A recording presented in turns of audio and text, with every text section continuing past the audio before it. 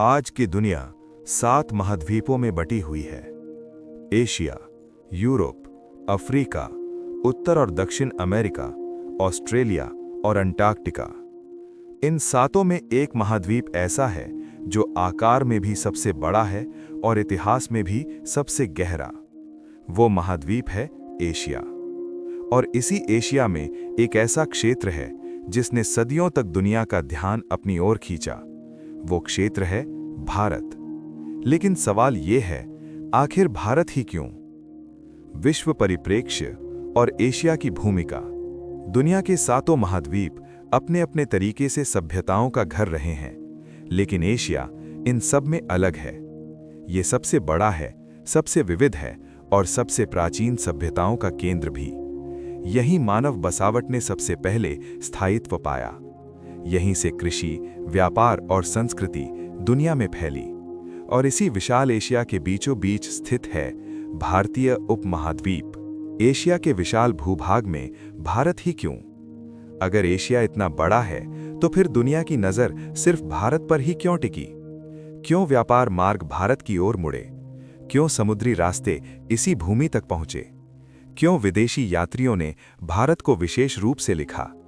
इन सवालों के जवाब राजाओं के नामों में नहीं, बल्कि भारत की नींव में छिपे हैं। भूगोल, जो एक सभ्यता की दिशा तय करता है। भारत की भौगोलिक बनावट इसे एशिया में अलग बनाती है।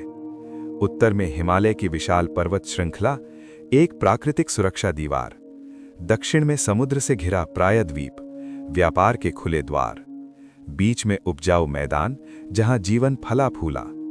यही वजह है कि भारत न तो पूरी तरह अलग थलग रहा और न ही पूरी तरह असुरक्षित। भारत केवल एक देश नहीं, बल्कि एक सभ्यतागत आधार था।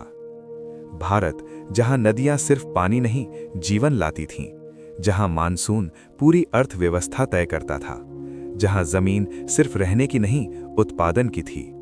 इसी फाउंडेशन पर भारत की संस्कृति, समाज और अर्थव्यवस्था खड़ी हुई। दुनिया का ध्यान भारत की ओर क्यों केंद्रित हुआ? इस डॉक्यूमेंट्री सीरीज में हम भारत की कहानी धीरे धीरे खोलेंगे।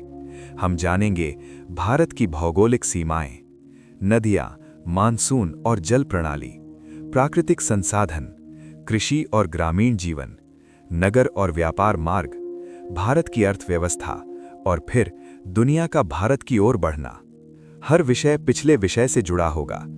क्या भारत की समृद्धि सिर्फ संयोग थी, या भारत की जमीन, जल और जलवायु ने इसे आर्थिक शक्ति बनाया? क्या दुनिया भारत को सिर्फ एक बाजार के रूप में देखती थी, या भारत खुद एक केंद्र था जहां से दुनिया जुड़ती थी?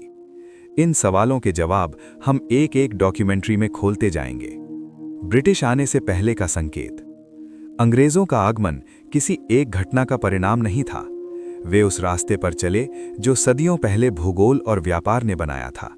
और इसी कारण इस सीरीज में हम अंग्रेजों से पहले भारत को पूरी तरह समझेंगे।